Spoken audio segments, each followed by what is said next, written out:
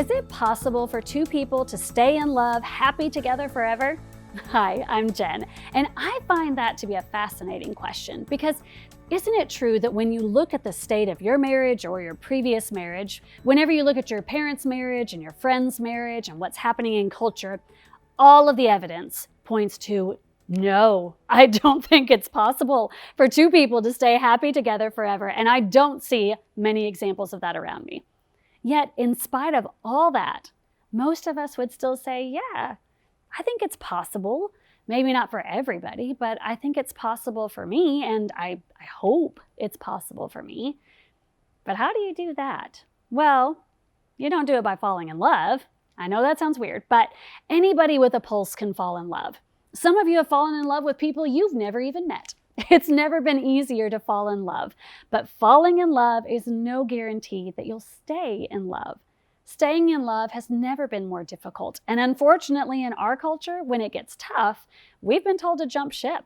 We've got a very low threshold for relational pain, but I promise you, if you talk to any happily married couple that's been together for a long time, they'll tell you that there have been moments along the way where they weren't happy.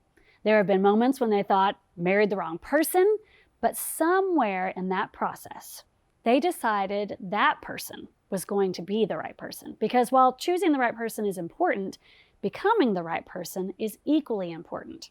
But there's nothing in our culture that encourages us to do that. Now, Jesus, on the other hand, told us to love one another, including our spouses, like he loves us. He says, I know you think love is something that you fall into like a pool and fall out of like a swing, but I'm telling you it's not like that. It's not a noun, it's a verb. I'm not sure Jesus would have been a very good marriage counselor, because if you'd gone to him and said, she's doing this and he's doing that and I can't take it anymore and I want to leave, he'd have looked back at you and said, are you loving her? Are you loving him? No, Jesus, I used to, but that's what I'm trying to tell you. I don't love them anymore. And he'd have said, nope, you're confused. There is no used to, because love's not a noun.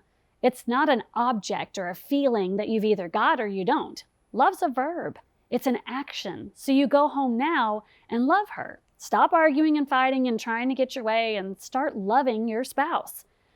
But I don't feel like loving them. Well, that's your problem. You're confusing feelings with love. You're confusing noun with verb. Now, I know that sounds simple, but the foundation for staying in love is you've got to make love a verb. You've got to tenaciously choose to love one another. What does that look like practically? Well, it looks like mutual submission. Mutual submission means in our relationship, you're the priority. In our relationship, I'm choosing to put you first. And then your spouse goes, no, I'm putting you first. No, you first. No, you first. No, you get it. Now, I don't know if you've ever seen that in a marriage, but I'm telling you, that's powerful. When two people do that, love stays a verb, but it's rare because it's so scary. What if I put them first and they don't do the same for me? Somebody has to go first, and that's not easy, but when you choose to make the other person the priority in your relationship, love comes to life. That's how you do more than fall in love. That's how you stay in love forever. You submit to one another and making love a verb every single day. Let's talk about what that looks like practically in our next session.